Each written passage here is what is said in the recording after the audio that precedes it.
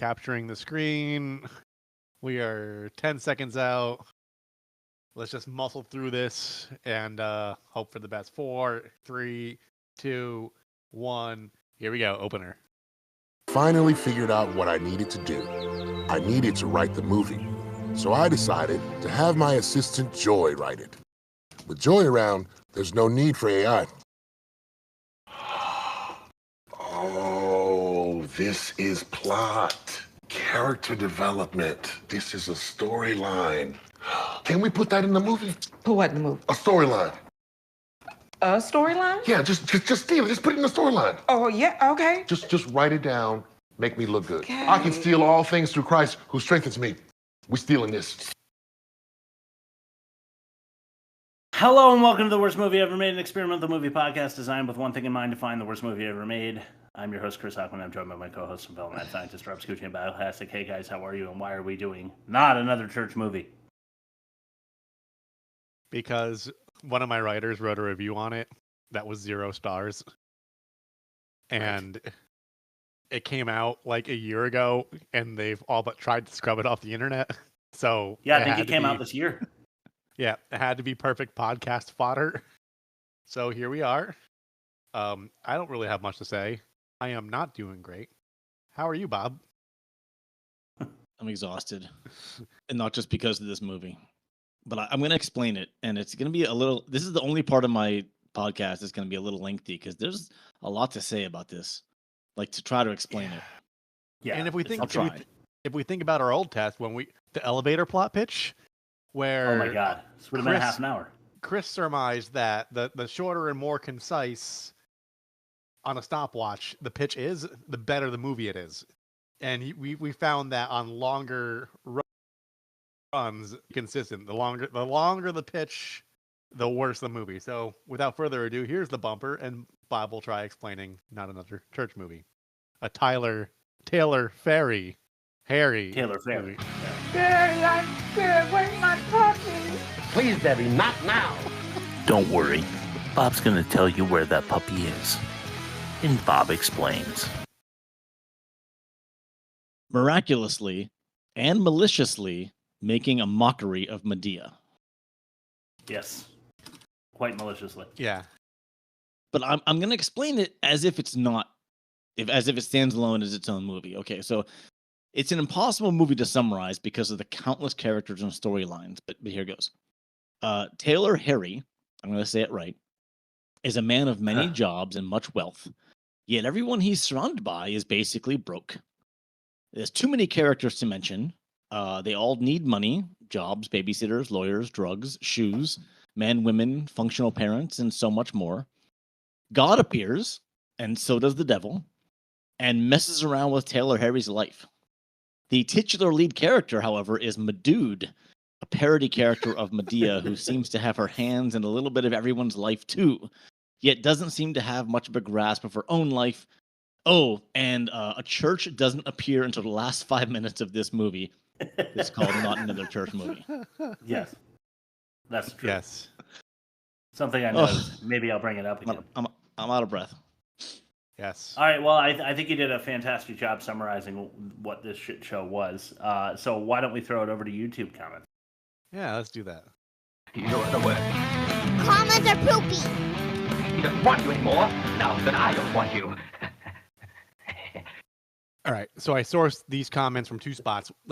This first batch is from the paid version. Nice. I would watch it, but I'm not paying $20. Maybe $5 or $10. Somebody respond to this comment if the price drops. Next comment. This just like scary movie. Next comment. They play way too much for this, and then a bunch of like rolling laughing emojis. Next comment. I love this movie. Next comment. Was this a write-off? And then here's from the official trailer, and I have a handful. The fact that this isn't a straight-to-Tubi movie is crazy. I know Cat Williams and Monique is somewhere dying of laughter, and then a bunch of laughing emojis with the tears. Oh, no. The fact that it's premiering in theaters and not on Netflix got me wanting to see it even more. The irony of a Tyler Perry parody movie. And then here's the doozy. I did not fact check this because I didn't want to disrupt fact or no fact. And I'm sorry, Bob, if any of this comes up in your later test. It won't. If people if people don't know the backstory, Johnny Mac, one of the writers, was playing ball one day in Venice Beach, and Jamie Foxx approached him and put him on the Jamie Foxx show because he thought he was funny. Eventually, Tyler Perry heard about him and invited him to come write for him. The very first day in the office, Perry got there, everyone greeted him, and he got around to Johnny and asked, "What the hell are you doing here?" Johnny said, "You just hired me to write," and went for a handshake. Perry just stood there and said, "I only hire funny. You are not funny. Get the hell out of my office." Johnny walked out humiliated and spent the next 14 years plotting a revenge. Here we are, people. Not another church movie. Got him. I hope that's true. I Yeah. didn't read that. I don't think it's real. No, me neither. Yeah, probably not true. But God, I wish it is. Test number 1, the worst of its kind. Sure. We compare movie ratings so you don't have to. That way we can find out if this movie truly is the worst of its kind. Not Another Teen Movie with Chris Evans, a 31. Uh-huh. Mm-hmm. Murder Company, that's from 2024. Pooch Hall, Mm-hmm. an 80. 80? Okay. I don't know what Murder Company is. I don't know who Pooch Hall is. Yeah, those are both new to me. The Dunes, Alexandra Davies, a 100. Never heard of any of these. 100. Shrug. Yeah. Scary Movie, mentioned by a YouTuber. The Wayans Brothers, a 51. Yeah, that's about right. And the first two are not Kinda good. great, but they're good. for what they are, they're funny. It's like Yeah. that naked gun meets Scream. Yeah, not the first to do it, but the first to do that, exactly. Yeah. And then Sharknado with Tara Reid and John Hurd. Where can they find that one, Rob? www.theworstmovieevermade.com.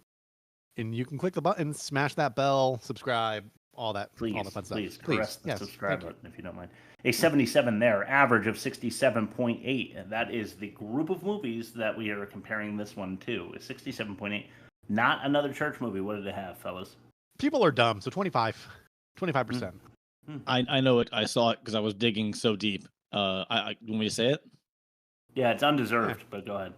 It's 11. Yeah, it is All right. an 11. An undeserved 11, in my opinion. A negative 56.8 and worst of its kind. I'm not saying that I chose The Dunes and Murder Company and Sharknado for their high scores because I would never tank a movie on purpose, but a negative 56.8 and worst of its kind. Let's throw it to test number 2. Ain't that a pitch? Yeah. Sure is good to get away. Damn the rain. No Jurassic Pictures are Park on fine, the but this one should be great. Straight up. for Yeah, Terminator. the gang's coming up for the Empire Strikes weekend Back. little blast. Wow! Ain't that a pitch? Okay. Who's going first? I'll go. It's not funny, so Okay. I mean, better than the movie. It'll be funnier than the movie. that's for sure. All of us. God wants Taylor Ferry to become a writer or to find the next Oprah to which women aspire. With no real purpose, this thing is a circus and left me entirely uninspired. Yeah. I'm sorry. I couldn't come up with anything better. I'm not inspired. At least it described the movie. Mine doesn't much. Oh, You want me to go, Bob, or you want to go? I'll give it a shot. All right. Okay, there once were some movies about Madea, which gave Johnny Mac a bad idea. Still, I'd rather shit in my hands and clap than watch this recently neutered copycat, or be stricken with a case of hour-long diarrhea. Okay. yes, 100%. Both of those things. I smell a winner over there, but we'll see what you guys think. All right. Taylor Ferry, Oprah Winfrey, and Madude all have one thing in common, in that they star in a Perry parody as if they solved the unfunny problem. Guys dress like chicks and run into walls with their dicks. If I have to watch this again, I'll paint the wall with my brain droppings. Oh, this is tough. I'm going to go a Bob and Rob win. A very rare exclusion of myself. 5 for both, right? Yeah. I wasn't going to go that far. Fuck. God damn it. Double Booby Bobby Robby 5. That's going. I'll go. What is it? All right, I'll just give you the 5. Fuck it. I was going to give you a 1 and see what it brought it down to. Booby. Fine. All right, test number 3, the most offensive. Sure. I do not fear you, even though you beat me. Beat me again. Beat. The most offensive. All right. Number 5. right on, Rob. Yeah. Bus driver bribing babe to bear her bazoombas. Bribing babe. Okay. That's number 5? Oh, man. Yeah, I don't know. It probably should have gone a little higher. Probably higher than number 4. Grandpa's got gas gags. Oh, yeah. I just fucking hate fart humor. It's never funny. No. I've said it before. I'll say it again. The only time that it was ever acceptable was when I was like 13, and it was the second Austin Powers movie where the like really fat bastard guy is doing like fart humor. And it's I was like 10 watching Blazing Saddles for the first time, and I'm like, oh, that's kind of funny. Oh, yeah. More beans, Mr. Tavern? The Drew Carey show had one when he was doing a workplace safety video, but the joke was somebody was superimposing the fart sounds to humiliate him in a meeting. So, like, in that context, it was kind of funny. Different. Yeah. This is like senseless, and I mean the movie fart humor. Yes.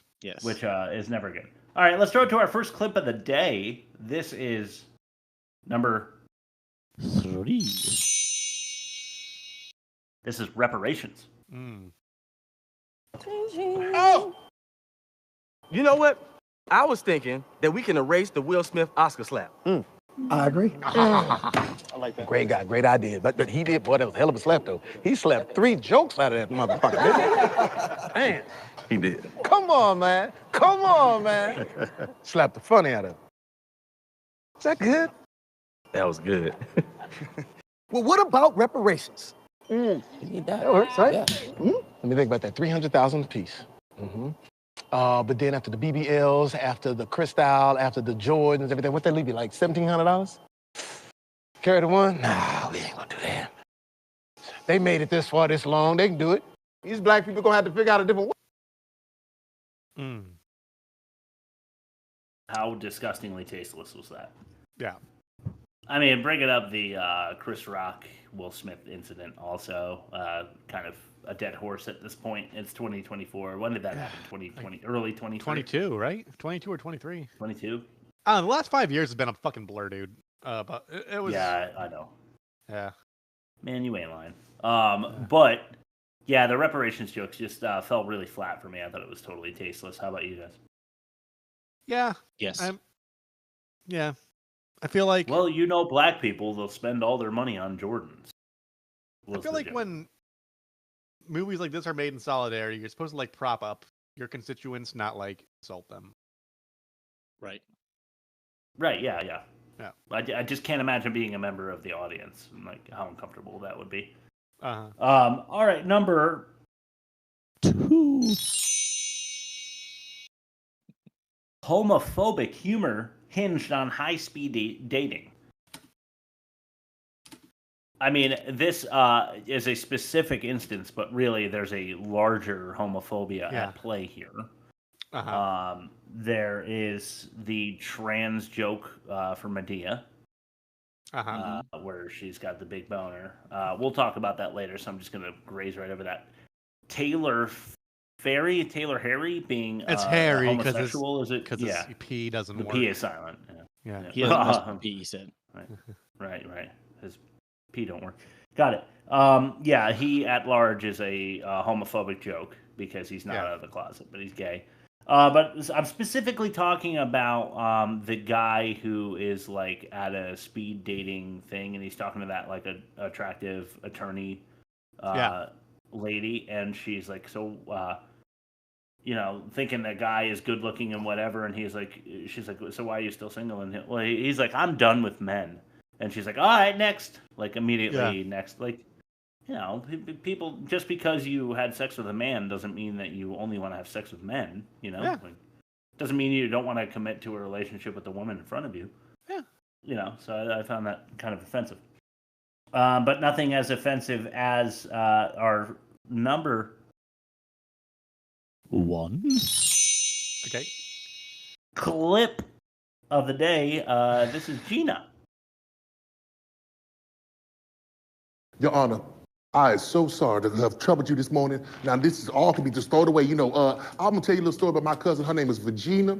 Now, people always mispronounce her name, too. Like they mispronounce Judge L'Oreal. People might want to call you Judge Revlon or something, but, they call her Vagina, but it's Virginia. V''Gina. It's Virginia. You can't even spell vagina. That's what you're trying to spell, vagina. Can't even spell it. But we damn sure can smell it. Y'all smell it? Y'all heard? That. Don't call me that. Boy, you ain't smelled vagina since 1932. How you doing, Your Honor? You okay? What was wrong with that? I'm sorry. Did you think I glitched there? That is the movie at large. Entirely unfunny, offensive, unfunny, a waste of your fucking time. Watch our episode on YouTube. Do not watch this movie. It is a fucking shit show. I hated every second of it. I would rather watch Manos. All right, let's throw it to your ad read, Rob. Yeah, sure. Hi, Billy Mays here for Mighty Putty. Hi, Billy Mays here for Mighty Mendit. Hi, Billy Mays here for Mighty Shine. Hi, Billy Mays here with Sorbies. Hi, Billy Mays here with the Awesome Auger.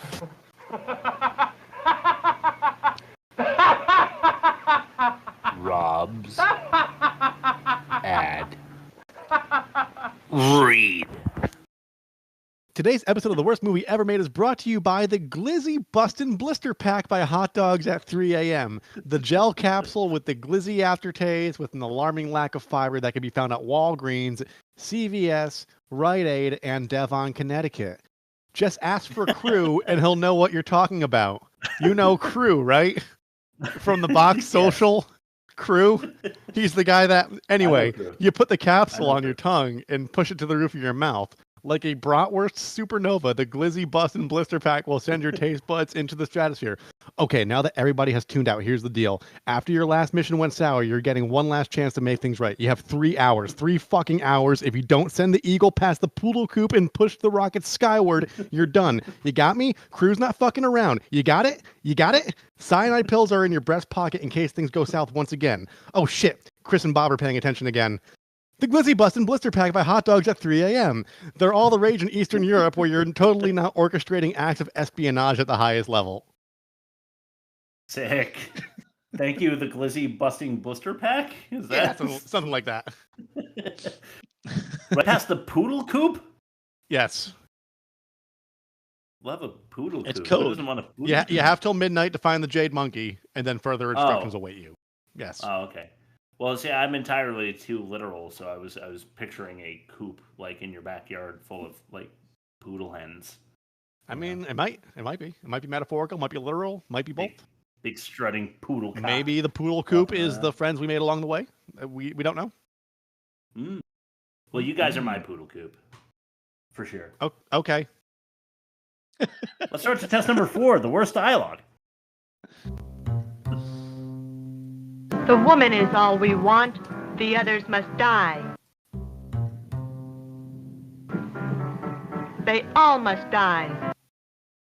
That's some really bad dialogue.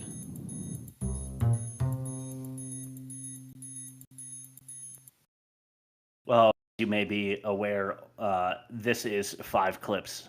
I hope you get ready for that. This is 5 clips from this piece of shit movie. Yes. 5-1 in descending order. The number 1 is the worst dialogue of this movie. Get your asses in your seats, strap in, grab ankles, kiss your ass goodbye, whatever I'm going for Twister. Bob's favorite movie. All right. Number 5. This is Niagara. Possible. You know what? You should just go ahead and die. Just get it on over with. Hell, your penis had passed away already. You keep my penis out your mouth now. Hell, talking about my penis. My penis is just fine. As long as I got what you call it, Niagara, my the Levitra, and Cialis, I'm good to go. That's what they tell me. Where the hell you good to go to? The clinic? Hell, The ED clinic? No, I got the libido of a 25-year-old man. Spell libido, I'll give you $5. Go ahead, do it. L. That's what I thought. I'm talking to your old ass. Eat that damn food, boy. He started spelling it.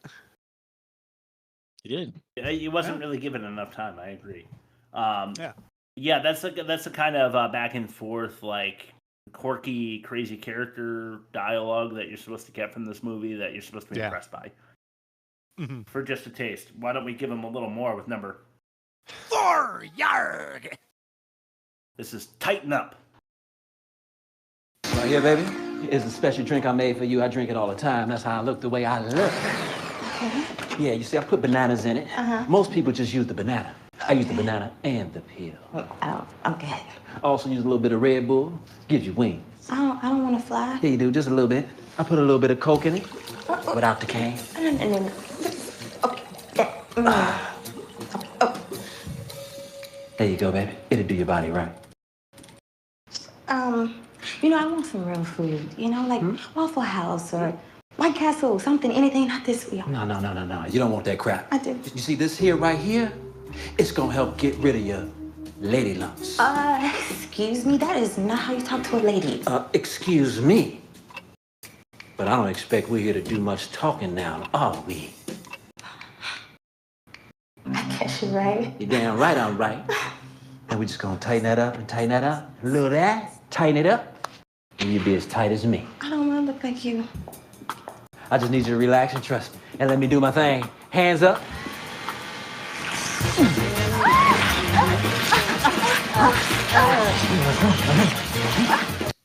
For our specifically listening audience, he has a 6-pack of, he has an 8-pack of abs painted on with like marker on his tummy. Yeah. Red Bull is clearly a sponsor for this movie because this is one of many instances in which there's just Red Bull in the background or being drank by somebody.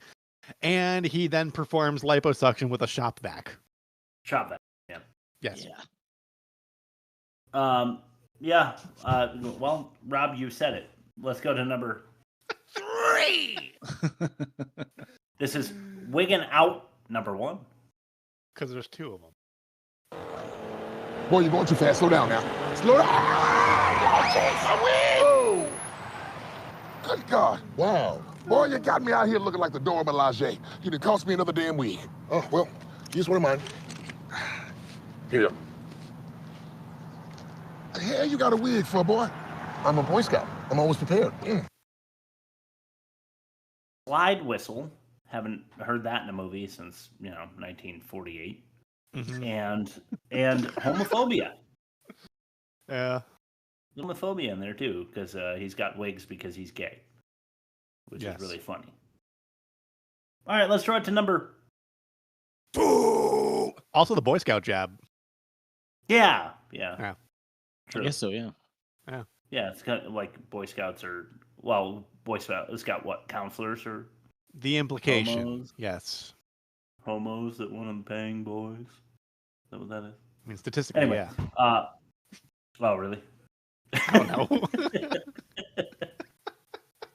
know. Okay, speaking of which, this is called Boner Joke. Sure. Look at us here, just getting clean, so we can be there with the Lord in the end days. Cleanliness is next to godliness, and I know He loves you. Because I sure do. Ooh, Lordy, Lord. Make sure y'all get all that dirt off you. Didn't see too much. No, we good. Sure wish that this water could get us a little colder. Good. Ooh, my old lady. Only got so many of these left. All right, ladies. 2-minute shower's up. Let's go. Oh, I knew that was a go. Come on, let's go. Well, it was so nice to see you, ladies. Y'all go ahead. Y'all get on out here. Ladies, get that water off. Y'all been here long enough now. Come on. Be in a draft. Stop your yabbering.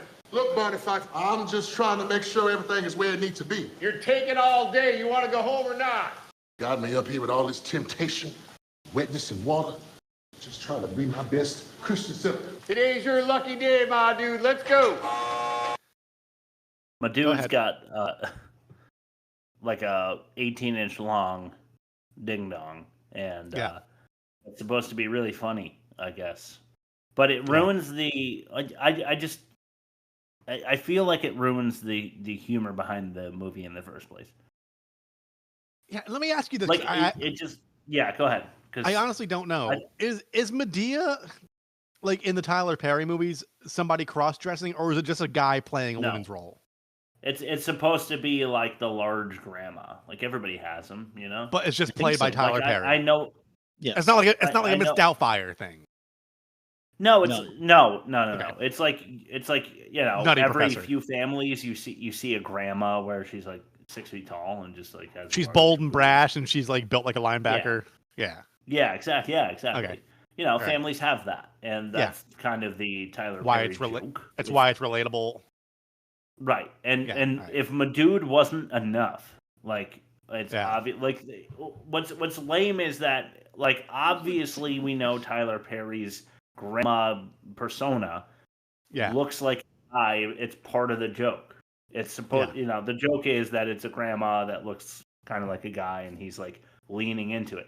What ruins that though, like they could have, in my opinion, and I wanted to gauge how you guys felt about it. It ruins the entire movie putting a boner on this person because when they out Madude,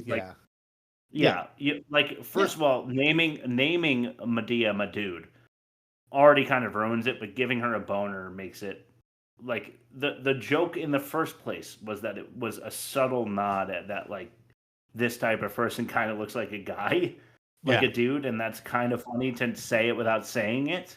Yeah. But then just to trample on it, and then further with Madude, you're trampling on it. But to further, the only thing that I'll say is it's consistent with how confusing this movie is, because when that happened, I'm like, is that supposed to be part of the story? Because nothing has been like, they introduce stuff and then it just goes away. Introduce stuff, it goes away. Like the attorney character, she was introduced, reintroduced, and then she went away. Like it never mattered. It was consistent with how insane this movie was, and not in a funny way. Well, can I tell you, I'm very, very happy because my one goal, which was to get you guys both to critically analyze Not Another Church Movie, has been successfully accomplished. Well, this is more than I could have ever asked for. Well, it sounds like we all agree. All right, so let's throw it then to our worst dialogue clip of the day. This is number 1, Daddy.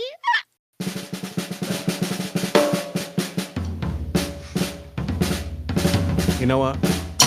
Fuck it. That's right. There still is one that is worse than what we just heard. This is chicken breast. Okay. I guess God wants me to learn about female empowerment before I can be empowering. Hey, Black. Now I know as big as your ass is, you know how to make some chicken. Come on now. I like my chicken without salmonella. Now these chicken breasts or is your breast? Is you slow in the head? Somebody hit you? This that is chicken. You better make it right.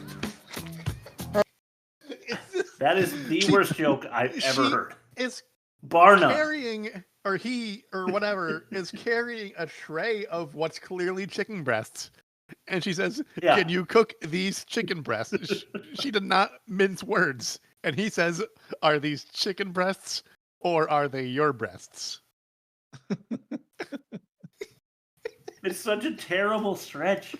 Such an unfunny stretch. I couldn't believe... It was another one of those where I knew what I heard, but I had to rewind to hear it again just to be triple sure that I didn't put it on the pod, you know, and be embarrassed by what I thought was the joke. But no, it really is.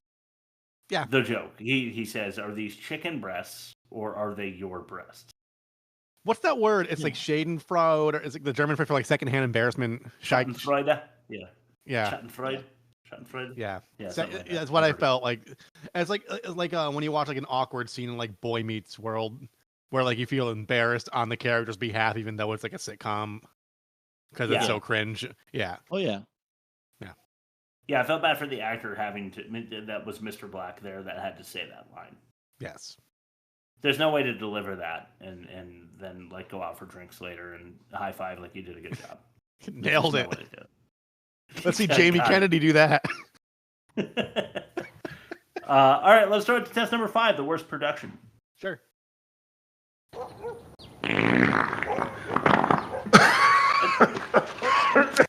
Sorry. That was one of the abusers. Let's just... There it is. Are you looking for an escape from the worst production? Get me out of here!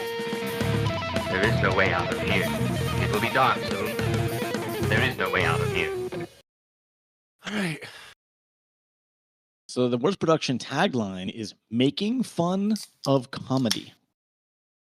Yeah. Like that's it seems like a, what do we call that? I can't think of the word for it. A comedy. Like a paradox almost.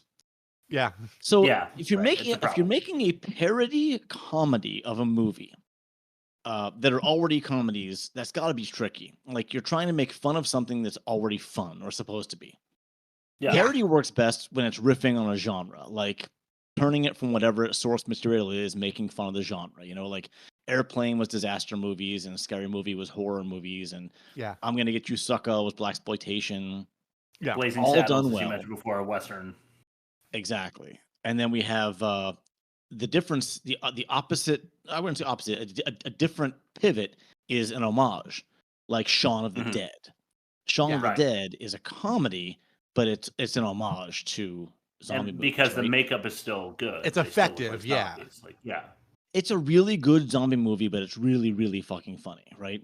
Yeah. And I'm sure there's other comedy parodies besides this one. I couldn't think of one.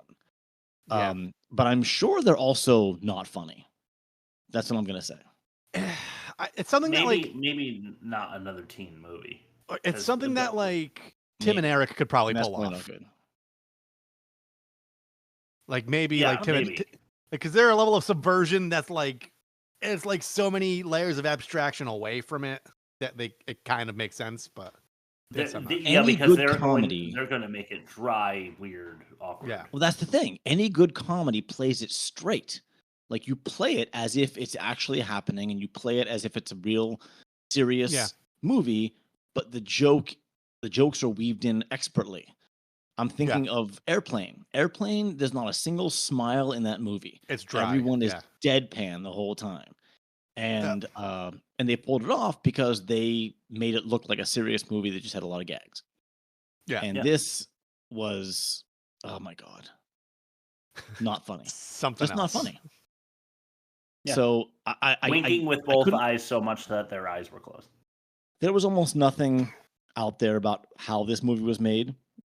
I have a couple things in my catch-all, but for the most part, this is what I thought right away. Like just conception, making fun of comedy. It just doesn't work. Yeah. No, it doesn't. All right, let's throw it to test number 6, the worst acting. More clips. Yay! I am Torgo. I take care of the place while the master is away. I am Michael.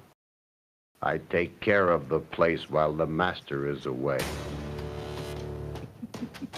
The acting just gets worse and worse in the worst acting. All right.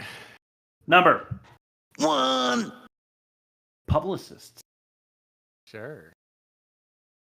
Here we are, Your Honor. We're right here. Well, hey there, Counselor Ferry. It's actually pronounced Harry, Your Honor. Taylor Harry. Oh, I always thought it was Ferry. It's called Harry. The P is silent. Oh, okay. You got that, Mary? Yes, Your Honor. His P don't work. I duly noted, Mr. Harry. Mr. Evans, who are these women? Well, you see, Your Honor, this right here is Karen, and this one right here, this is Karen. Karen. And that one right there, her name is Karen. These are my publicists from the KKK and Associates. They don't look like publicists to me. Well, you see, Your Honor, these are the women who gave me the money to pay for my lawyers. That's what white women do. They pay for shit. The audacity. All right. There you go. That's this movie in a nutshell. Number 2. This is another one. This. What? I don't care what the judge says. I still love you. I don't care that you slept with my sister. Now I got a daughter niece. I don't care that you gave me the crotch critters twice. I don't care about any of that. Damn, woman. You don't care about nothing. Oh, I just want to have your baby. You've been my husband for 11 years. And I've been cheating on you for 12. But I love you. And I don't love you. We can make this work out. No, you gonna be moving out. How could you do this to me? How can I do what? Huh? Watch out, Karen. How can I do what? This? Huh? Oh, not today, sucker. Oh, shit. All I did was love you. Y'all don't do this. Why are you doing this to me? Another dead body moving through the oval. And another one. I was a good woman. You had this coming. You had this I coming. can't believe it. Why are you doing to me? Was this? I was confused here because keep in mind, I did not rewind this to make sure that I wasn't like, in like the Twilight phase where I'm nodding off and like kind of imagining it in my head as I'm trying to watch it and falling asleep. That happens sometimes. Yeah. But of course. why are they like in the White House with Secret Service agents? No idea. No fucking clue, right? Yeah, I was gonna say the Oval Office joke. Another body, like, are there dead bodies in the Oval Office a lot? So, but then, they're in a rundown project house, but they're Secret Service agents, knowing that she disposes of bodies on the reg, even though she technically doesn't live there anymore. Which, go ahead. I don't know where I'm going. And they have like the presidential seal carpet and American flags. Yeah. And then DJ Khaled comes in and he says, "Another one." Was that really him? Yeah, I think it was. Huh. Pretty sure. That's in line with him. That's actually kind of on point. Yeah. So there's that. All right, let's throw it to number 3. This is Wiggin' Out. Boy. Don't worry. When I go to the league, I'm gonna buy you a nice car, buy you a nice house, better wig. A better wig? Don't be playing about my wig, boy. Keep dancing. Get yourself hurt. Everything's gonna be okay. No, I know. Don't worry, I know what I gotta do. Beverly, she's got star power. Trying for sentimental there? Yeah. What was that? I guess they wanted to make another weave joke. They made a few at that point, I think. Yeah, I don't really get that though, because that's like a Tyler Perry joke.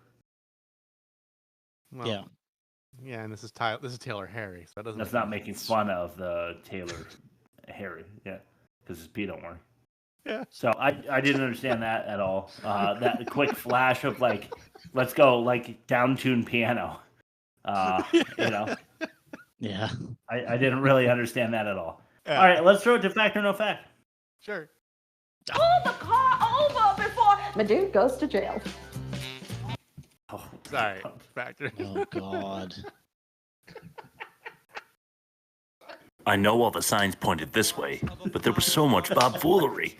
Okay, but I know we can't be wrong. Look, the sign pointed this way. Fact or no fact? Any other nectar gathering creature can create the same situation. There it is. Okay, so I did call this not a fact about this non-church movie because it was called not another church movie. Because first of all, I couldn't find much of anything. There's not much out there. Actually, information about the production of this movie is so highly evasive that all I could find was opinions. So, wow, this is going to be really hard. I apologize. These are 5 reviews of bad movies. 4 of them are about Madea. 4 of them are about not another church movie, and 1 of them is about a different movie. Find the one that isn't about not another church movie, and you win. It's kind of a gamble. Here we go. One that isn't about. Okay, First one. Yeah. This movie doesn't scrape the bottom of the barrel. This movie isn't the bottom of the barrel. This movie isn't below the bottom of the barrel. This movie doesn't deserve to be mentioned in the same sentence with barrels. That was the first one. Second one.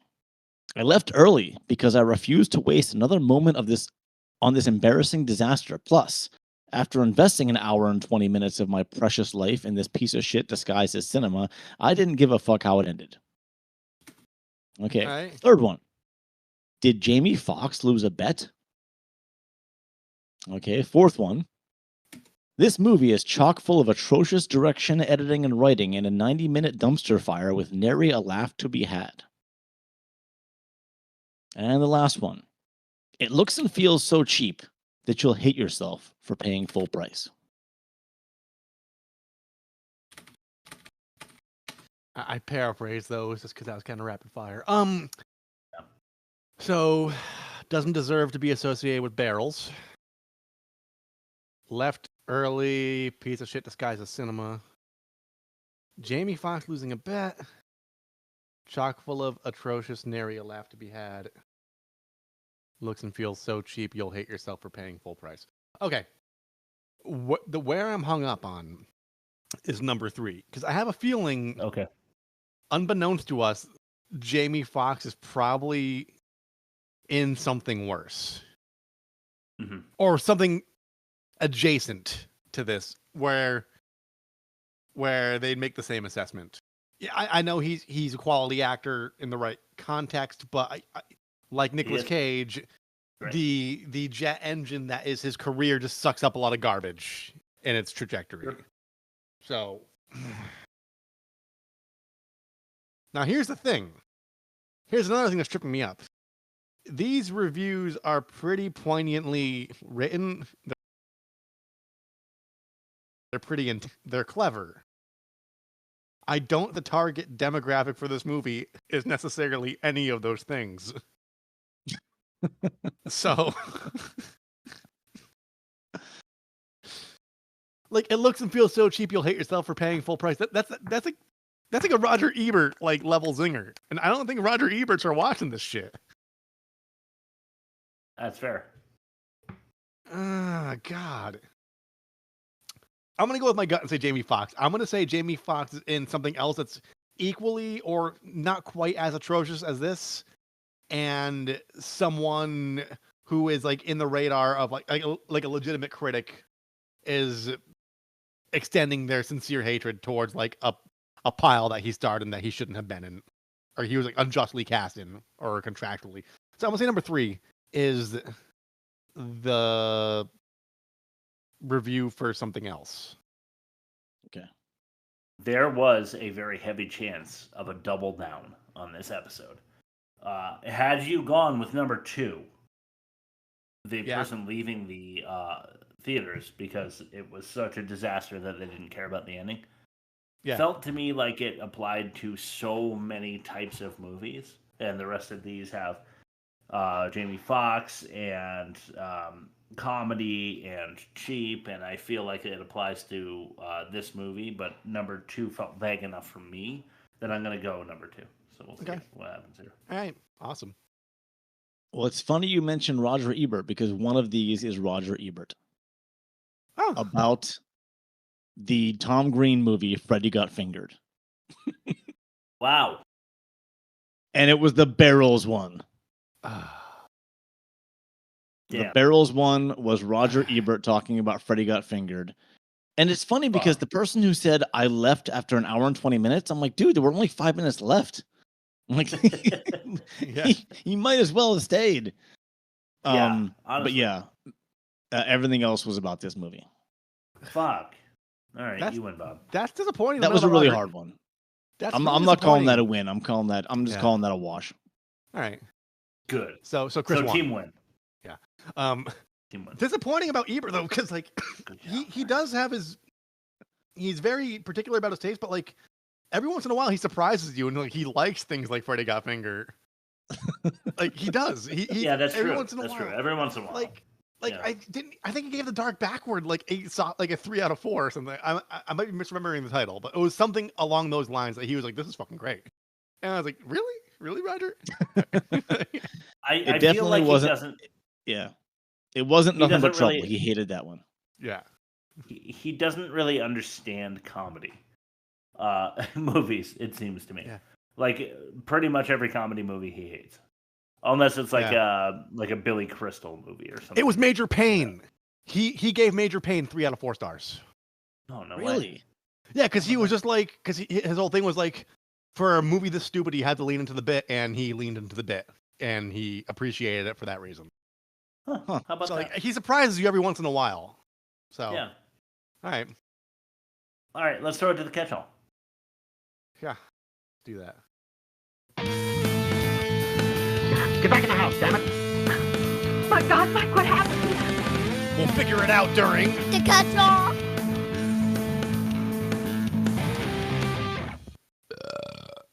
Excuse me.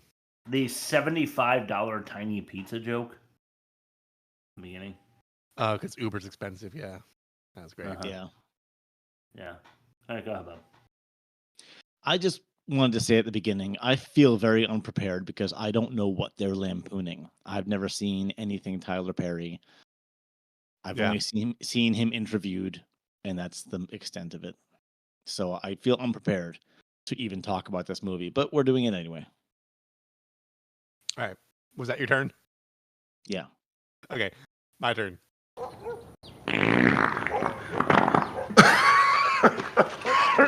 right, Chris, your turn. You lost it.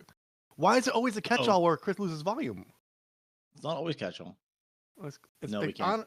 honor around fact or no fact. Huh. All right, Bob, you want to go? And Chris, you troubleshoot? Yeah. All right. I was just gonna say that the Karens thing, like so many other jokes in this movie, like the Will Smith slap and Karens, I don't think it's gonna age well. Like I don't think this movie will replay at all. Not that we expected it to, but it's just one of those things. You don't want to do that with your movie. Just like as a stand-up, you don't want to make nothing but topical humor. Yeah. Because then you're pigeonholed. You can't recycle jokes. Yeah. And people nowadays, people look up your shit online, they're not gonna get it.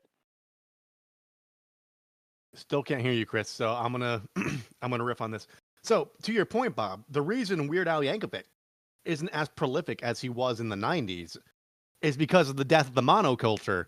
Back in the day, you would have network television, MTV on cable, and a hit song would be on the top of the charts for like 2-3 years if it had a good run. Right. So you could spend 3 or 4 years compiling all of the certified bangers and have like a 15-track album of timeless parody songs.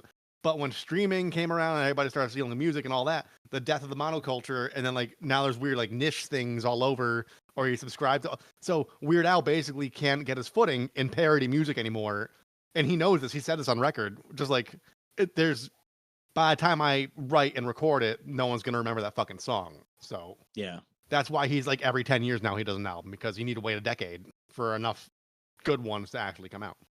So right, and his original stuff is really funny. Also, which makes it a little more worth waiting for.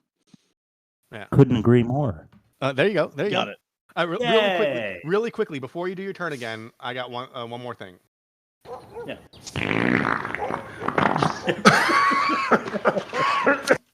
All right, go ahead. That, by the way, is not laughing in the movie. That's the grandpa coughing. Yeah.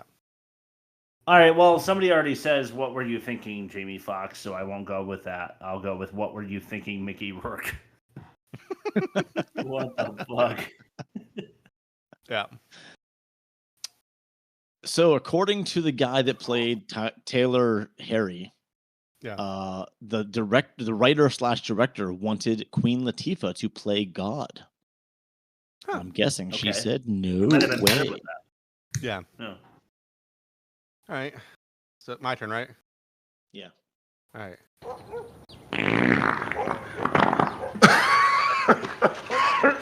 All right, go ahead, Chris. Well, the next three are all things we said already.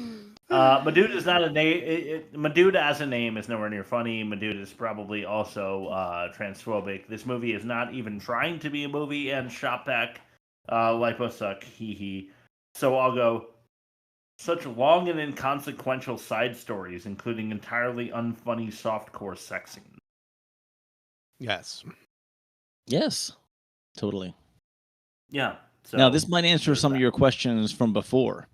You mentioned the Will Smith slap being out of date. This was released a full 2 years after being filmed. No fucking way. Yeah.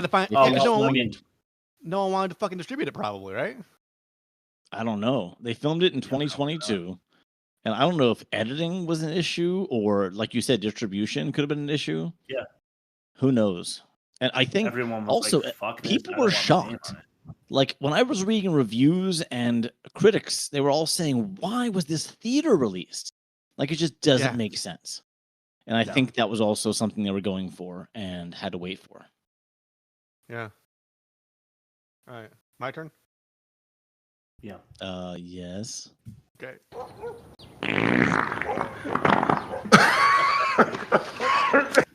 Hi, go ahead, Chris. Okay. Awful Fire CGI. Also, the Mr. Black shirt took literally no damage from being on fire. Yeah.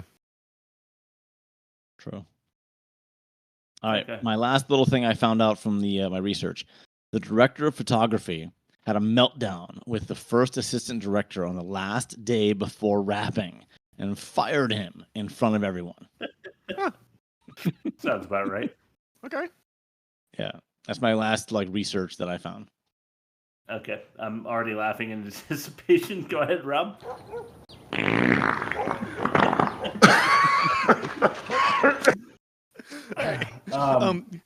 Let me just the guy being thrown out the window was clearly a dummy. Go ahead. Yes, very clear. We know this. Like all that style, like SNL, Mad TV style dummy. Yeah. Did they give up on the Empower Women plot, or was that resolved somehow? No, Oprah Windfall got her screenplay. She was gonna pass the torch on to the next generation of women empowering people, and I think Taylor Harry was the one who was gonna take the torch to empower women. He wrote a screenplay, and somehow that means Madude takes over for Oprah. Dude. Yeah, that's what I felt like they set up, but they should have literally handed Madude a torch then. They set up nothing. Don't give it. You're all giving it too much credit. They set up nothing. Well, that's what I'm scrutinizing as we speak. Go ahead, Bob.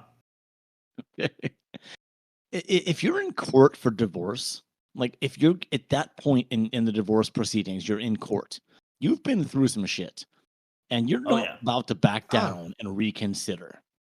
Oh yeah, there's discovery, financial records. You're probably already paying time for backing out. At that point, you're done. You're cooked. And she's like, "Oh, baby, you've done the therapy." Yeah. You've done the couple therapy, but at this point, you've hired attorneys to split up your assets. Yeah, it's a technicality at this point. Just let's get through it and be done. Yeah. Like in the movie Twister, where sorry. I thought you were. Bob's gonna love that fart after I said the movie Twister, but Rob, how you said it's a divorce movie, and they have the papers with all the little red tags where you sign. A nice detail on all the paperwork. Yeah. And Helen Hunt hadn't signed all of the spots because she didn't want to get divorced. Yeah. He shows up and he's like, it's for been him, going it's on, like going through the motions, but it's for been her, going on it's for going months. Through emotions, Yeah, exactly. That's why Twister is such a great film. Yeah, I know. Film. Yes, it's a film. You start out with the twister of those two. Film. One, the emotional whirlwind that was made by the film's auteur. if you will, the cold front that is Yes. Bill Paxton's uncaring divorce paperwork, and the hot emotional Helen Hunt not wanting to sign the papers, if you will. And from there, the movie takes off. The cyclone was in their hearts. The cyclone, yeah, exactly. And brought to you by Pepsi. Yeah. It's just so well done. Yes. So well done. Yeah, it's weird that they didn't scrape up a single Coke can for their experiment, isn't it? They were probably eating near a Yum Brands establishment They only serve Pepsi. True. Rob, did you want to go again, or was one fart enough? Let's see. 1, 2, 3, 4, 5. I already got like 8 edits alone just for the farts. Oh, let's just, we're just gonna do it again.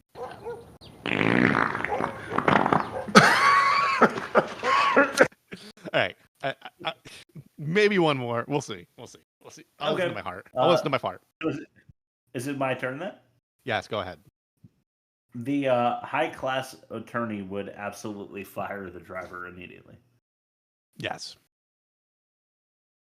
All right, I'm jumping on this one right away. I loved the driver character. He was the only character I loved. He acted well. He was cool. He was funny. That was the only part of the movie. I'm like, all right, I love this guy. I wish the movie was about him. Yeah. I just wish they didn't belabor the I wish they didn't belabor the door opening and closing joke. Because that took it away from his character a little bit. It made him cooler, in my opinion. It made him just so much cooler because he was like, close the door? yeah, this is me. That's what he was saying. This is me. I liked it. Take it or I leave thought it. Yeah. that character should be in a different movie because it was that he did such a good job with that. I thought he almost didn't belong in this movie as the actor because he was so good. That's right. And he's well known. Yeah, he is. Well, it's your turn. Seriously, every time that we have dead air. 10 seconds, yeah. Okay. Clearly sponsored by Red Bull. Yeah. When he shows up on his Holy Davidson, he's like swigging from a can of Red Bull and throws it. Where the Holy Davidson. Yeah. All right, I'm done with the bumpers on that. Just I got everything I wanted out of this episode that I could ever possibly have imagined. So I'm just gonna turn it over to you. Okay, I wrote "Show me your nipples" because that happens a lot in this movie. But an extra posing as a striker looks directly at the camera. Oh, I missed that. Yeah, which is something that should never happen. So nice. I missed that. But at the same time, I think I was kind of expecting that, so I didn't notice it. Yeah, because this was so poorly made. Yeah, I'm gonna say chicken and check cashing don't go together, but chicken and waffles didn't either. And look what that did. What about Jones barbecue and foot massage? Jones barbecue and foot massage. I honestly thought chicken and check cashing was like the best joke in the movie, so I didn't include it because I didn't want to give them any credit. Actually, pretty funny. It wasn't bad. Yeah. All right, I realize I've done the fart clip 9 times, so I'm just gonna round it out for 10. Okay. In for a penny, in for a dime, right? Okay.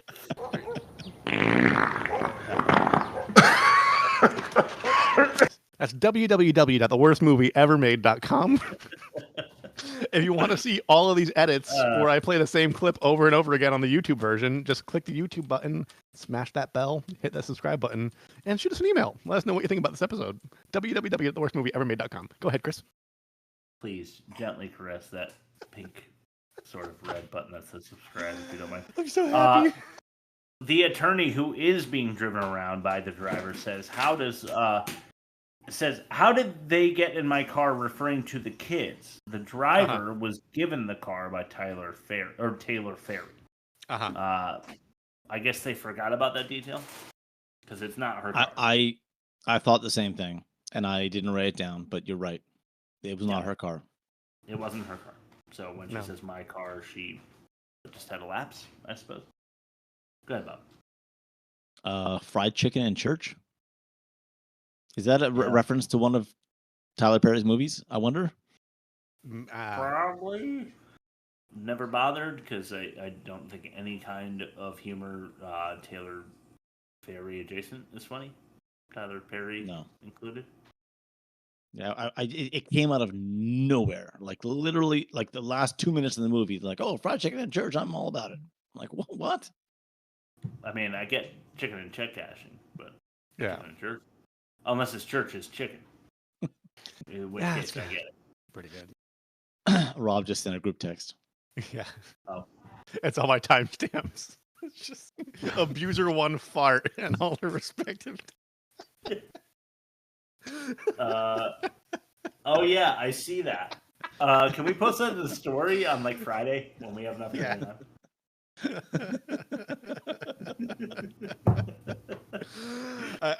You guys just keep going. Yeah. I've got everything I needed. So I only have one left. Okay. I have like 7 or 9. Deadbeat Daddy Dead was said about 3 or 4 times. You know when someone delivers a joke and everyone hears him, but he repeats it anyway because he feels like he wasn't given enough credit for the joke? I know you're baiting me to play the fart button again, and I'm not doing it.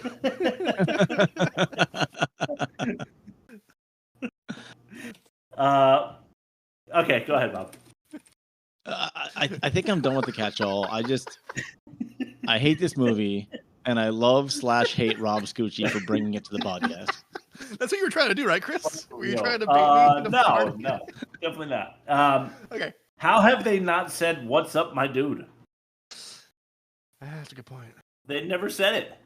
At this point in my notes, I was like, how have they not said, "What's up, my dude"? Yeah. I thought for sure it was coming. I was waiting for it the whole movie. Let's see. 3-way slap to the frat boys. I was trying to think of what it was, like The Crow or some kind of movie, some movie we watched, or The Phantom or something, where there was like a secondary character who like slits the ankle, like the Achilles tendon next to the ankle on 3 different people in like an alleyway. And I was critiquing it, saying like you couldn't ever have enough power after cutting somebody's Achilles tendon to go through the second and third person. And Madea does that with the frat boys, and she slaps all 3 of them. And it's supposed to be really funny that she's like big and powerful or whatever, but like it would never happen. I wrote it's super funny to spill kids' candy everywhere. This happened on like the Halloween side story. Like, that was a bad side story. Like the farty grandpa. Yeah, it was so bad. Spills a kid's candy all over the sidewalk, and we're supposed to laugh at that. Like nothing comes of it. But I also wrote that the Halloween story with the house clown is shoved in there like you're trying to crossbreed a stallion and a hen. Shoved in there. But is he ready the entire time, or narrating the story of how he becomes a writer? That's a good point. So when I watch Mountain Monsters, there's something you need to notice. They are in the middle of the woods at 3 a.m, apparently in imminent danger. And you know how in reality shows where it breaks away and they're talking about it in hindsight in like the confessional? Yeah. They're doing that in real time. And they don't have the budget to like separate the two. So like in the fiction of their universe, they're being brutally attacked by like the Snallygaster. But also and then Buck's like, I was really terrified when that happened. And then they just go back to it. And I guess getting the same kind of vibe from this. Well, Rob, you said when I'm watching Mountain Monsters, you need to notice. And I'm not sure that I can do that. So you know how Zoomers, as we call them, they've coined the term brain rot. Mm-hmm. I've been that. I've been done brain rotted. Oh, okay. Yeah. Did you hear Taylor Ferry say, "I am delivered"? No. And I'll never fact check you on that. No. Okay, he says, "I am delivered." If you haven't seen it, there's a video of a clearly homosexual man who is at church saying just that. And I think it was a callback, like it was a reference to this guy who says, "I am delivered." It's like a church service on a Sunday, and this pastor is like saying, "My brother, who was gay, isn't gay anymore because he prayed. And he's been reprogrammed, and now he's not." And then the guy takes the microphone. He's like, "I'm not gay no more. I am delivered. I don't care about pocketbooks. I don't care about sex with men's. And I am delivered." And like, it is fucking hilarious. It went viral because it's just super, super funny. And I think it was a reference to that. I'm not sure though. Yeah. They forgot it's called a church movie, so they cram it in there like they're trying to crossbreed a humpback and a sow. I'm going for this joke again. You want to think of a large male and a small female animal name, so that you can make the joke too, or do you want to just bring it on to what we're watching? Let's just get this over with. The best opinions about things to watch are definitely Mine, do you hear? So should I go? Yeah, well, let's keep going round robin. Okay. Well, Bob, normally I trust your opinion, but I don't get around to watching the movies that you suggest within a week's time. However, my first entrant into this little tournament here is In the Heat of the Night. But I did watch this, and then I texted you guys. It's fucking amazing. What year was it? 1968? But yeah, it was like set 1948, 1950. I don't know what year. No, it was I gotta supposed watch to be set it. in God because, damn it. You know how like the Deep South time period thing is kind of difficult to know. Like I don't exactly know what year it was supposed to have been set in. Like I felt like the late 40s, early 50s. You could pinpoint it on the size of the hats. It was definitely post-war, so you'd have to say I want to say it was it had to be around the time it came out. The Deep South wasn't all that far from being segregated in the 60s. I just didn't want to. I think you're right, but I didn't want to assume that's true. Because You don't want to believe it, but I think it's true. Like, just based on the cars, based on the phones, it seemed like a 60s setting. Yeah, it did. But so the relationship between the homicide detective expert, who is a black man in the South, and the chief of police, who is a racist man himself, ready to book him for murder until he realizes otherwise. I thought that it was so realistic because it was done so well. Yeah, they respect each other, but they don't just get over their like stark opinions of one another overnight. It right. Even at the end, they respect each other, but they have a relationship built on like mutual hate. I just thought it was done so well, and not to mention that I thought that the comedy beats were on point. I actually laughed a number of times in this movie, which was like a detective movie from the 60s, maybe, when it was made, and it was racially charged and horrible, and I was laughing, and I was feeling emotional, and I just, like, it took me for a ride, and I really fucking appreciated it. So I thank you for that suggestion.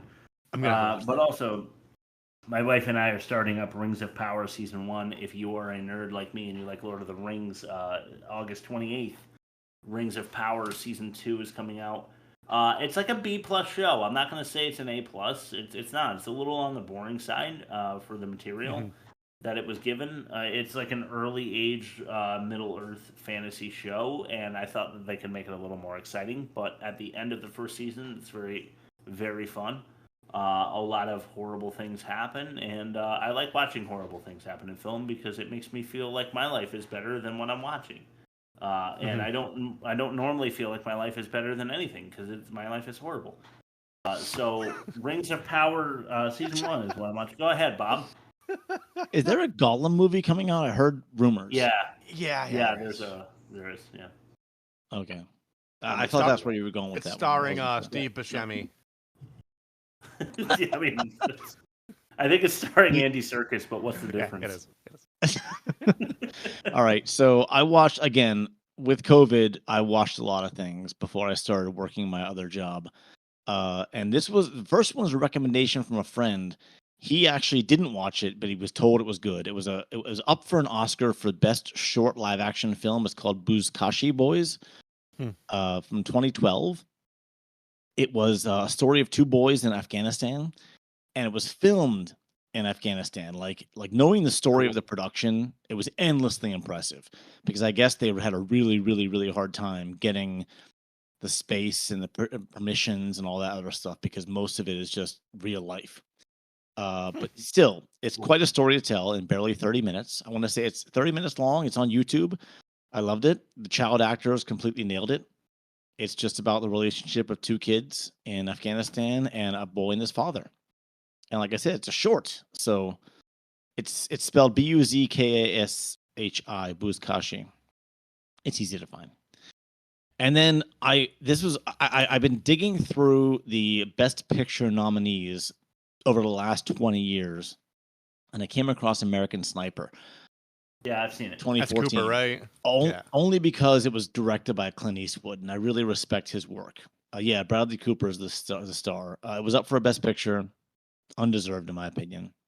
Agreed. I would not say Best Picture nominee. No. Clint Eastwood handled this, though, in a magnificent way. I thought the conflict that occurred within oneself when thinking about war and combat is kind of expertly balanced in this film. Like, if you make it all the way through. The acting was really good. The story didn't drag, which was nice. The character development wasn't, like, obvious at first. Like, I felt like everything was kind of flat, and I kind of snuck up on me at the end. It was kind of perfect. So if you made me watch a military movie about a military assassin, this is the only one I would say I'd like. All right. You know, okay. I'm not gonna like almost anything else military based, but it was good. Clint Eastwood is a good director. Yeah. I'm gonna say it. Yeah. Yeah, he is. I'll give you that. I'm not sure that I love him as a person. He was great in Gran Torino, as far as like the later in career stuff. I love that. Yeah, when he's talking to that little kid, and he's like, "I gotta go. I'll see you later, pussy cake." I'm pretty sure though that Jim Carrey modeled Fire Marshal Bill after his Probably. face. Though. Yeah, so that's true. All right.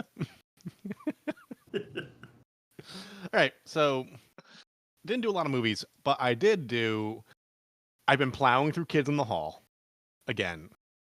Yes. Because it's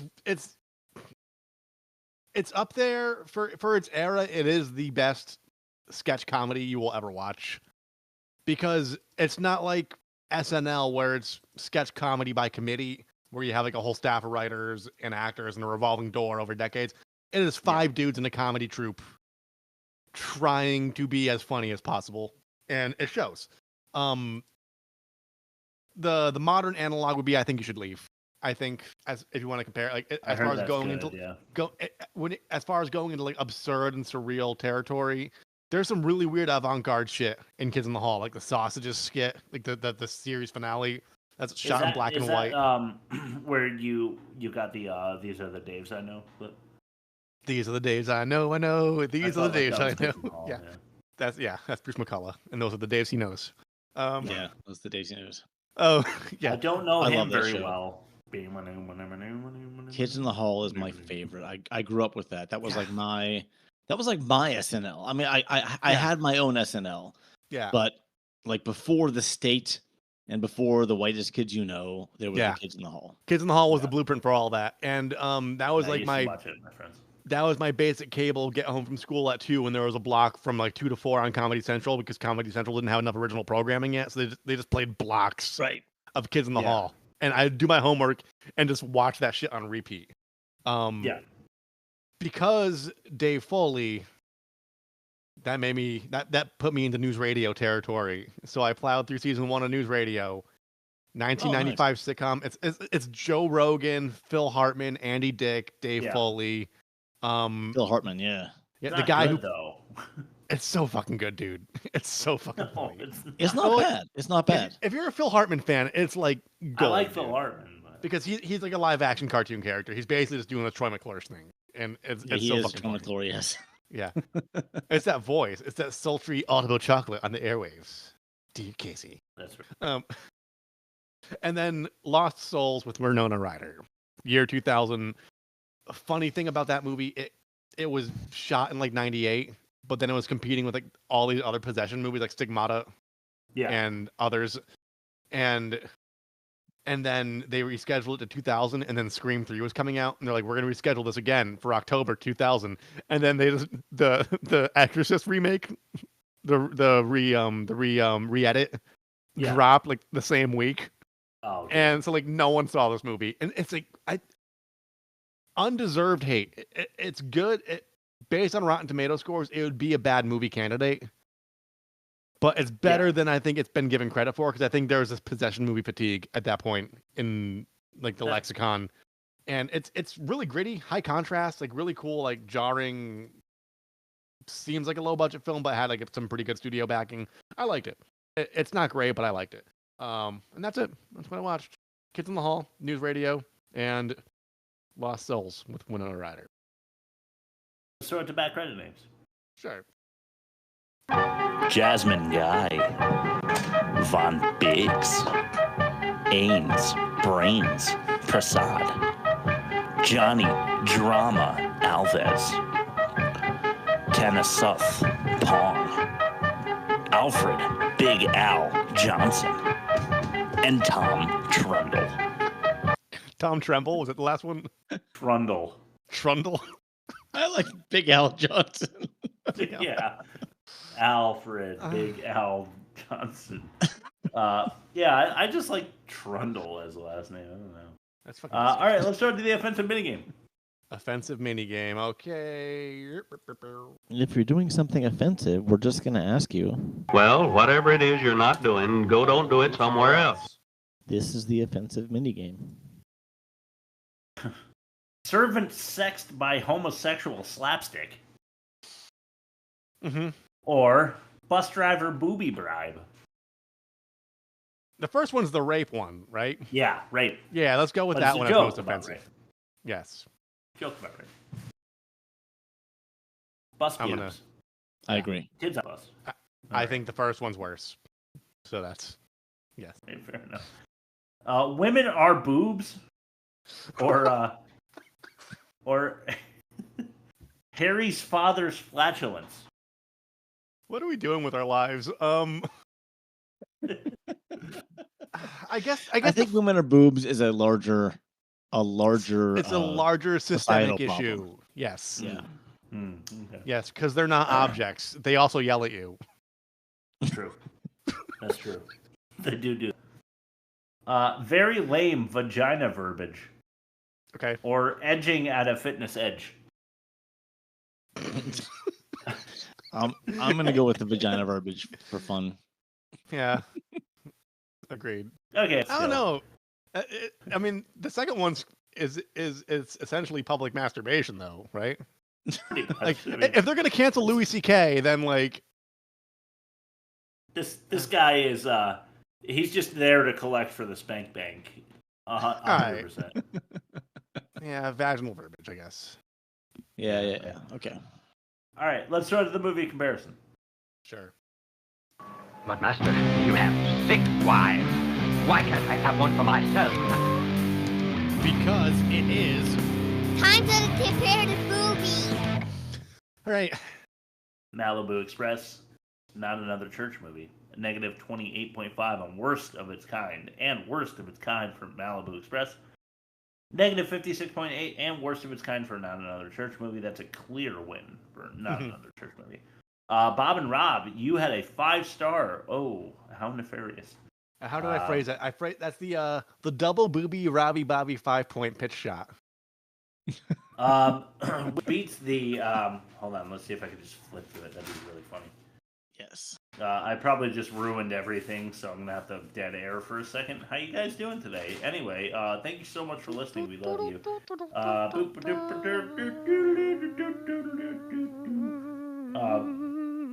Team that's compared to Malibu Express's team 4-star Team Titty Witty Booby win. Oh, I like how they both have rhymies. And yeah, that's what it just reminded me of. And double boobs. Double boobies. Double boobies, yeah. Fucking love double boobies. Okay. So dialogue, what's worse? Church movie, I think. I think so too. Because I agree. Malibu wasn't like an in-your-face comedy. It was meant to be like kind of like a little detective noir, like like neo-noir type of thing. Whereas whereas this was deliberately trying to be funny and none of the jokes landed. So I think that's worse. Yeah, it just failed on every front. Yeah. Offensive, we did already. Malibu wins that one. But who cares? Reworked remake for production for Malibu Express, or making fun of a comedy on Not Another Church Movie. I'm gonna go I church feel movie. like this is a wash. Let's wash and come back as a tiebreaker. How about that? Bob, All right. I agree with that. Yep. I was leaning I toward feel like Malibu because they were just trying to make a comedy, and I'm not saying it was the right motivation, but that's all they were trying to do. It wasn't like they were saying, you know what, we tried to make this and it didn't do well. Let's make it again. Yeah. Right. That is kind of crazy. But we're gonna wash it because I don't want it to win. Acting. Malibu.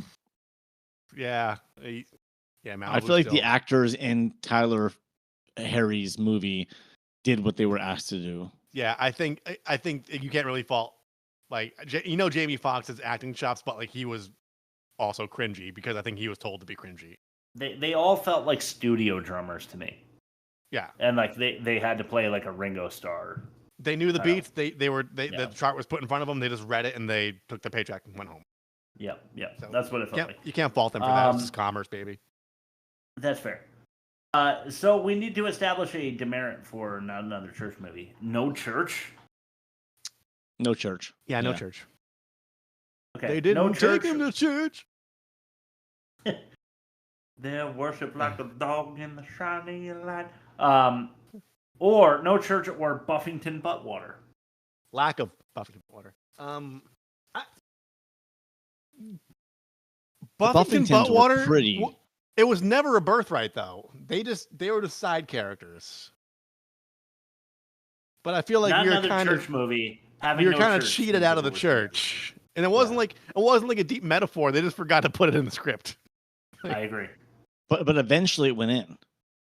Yeah. I'm knocking church down on this one. I'm not sure I'm comfortable with the term eventually it went in. So I'm going no church. Okay. Because I really want Not Another Church Movie to win. We're going to keep the production wash. And worst of this season is Not Another Church Movie, which I completely agree with. I'd rather watch tits than nothing. Yeah. So now we're going to do our live looking at what won the poll for this week. Because I actually have this not movie. looked If since this we movie posted. goes the distance, I have to watch it again for clips. I hate you, Rob. Success. wait, while you're looking at the live and what live looking, 1 second. 1 second. Where did it go? I don't have it anymore. Where did it go? Oh no. Thank you. Love it. I like dongs. All right, go ahead. All right, so Jack and Jill with Adam Sandler, and Adam Sandler won the fucking poll. Damn it. Who picked Piece that? of Bob? Shit, You picked that Bob. up? You I piece of picked it shit. only because of research. Is it on Net? see it. Is it on Netflix? I'll watch it tonight. I'll watch it tonight, and I I'll don't text know. you at 4 in the morning. I have no idea. Right before your shift, to ruin your sleep, disturb your slumber. Oh. I hate everything. All right, we done here? Tomorrow. Yeah, so Rob, why don't you plug us and bug us your last word? I have a guess. For what? What Bob's last word is.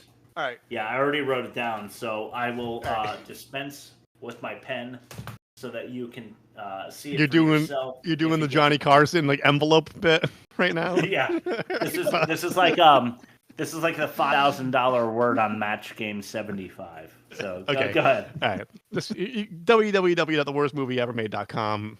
There's things you can click. The things you click will take you to Spotify, Google Play, Apple Podcasts, Instagram, TikTok, YouTube, email. We're on all the things. If you click them and you subscribe to them and follow them and engage with them, we do polls. Bob posts trailers. The polls, as you can plainly see, have put us in this miserable position of having to review Not Another Church Movie, a parody of a Tyler Perry movie That's all I got. The wind has been taken out of my sails, but I've gotten everything I wanted, I could ever possibly dreamed of out of this episode. So thank you guys for listening. And yeah, that's it. Bob, what are your last words? Or did you want to? My last word, I think, has to be.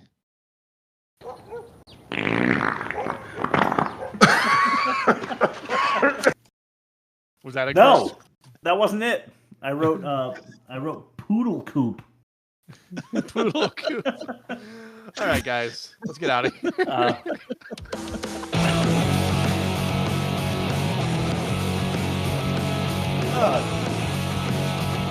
What a week. It's only Tuesday. All right, so I just need to say it while we're winding down. I said that I couldn't believe they didn't say, "What's up, my dude?" So I gotta say it was a Tyler parody. Because we danced around it the entire movie episode, but we didn't say a Tyler parody. I'll put that in the write-up.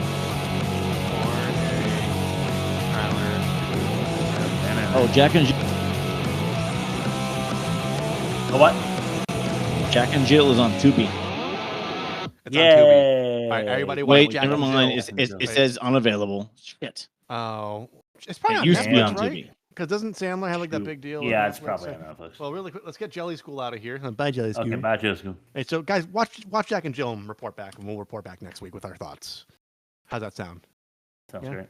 All right, cool.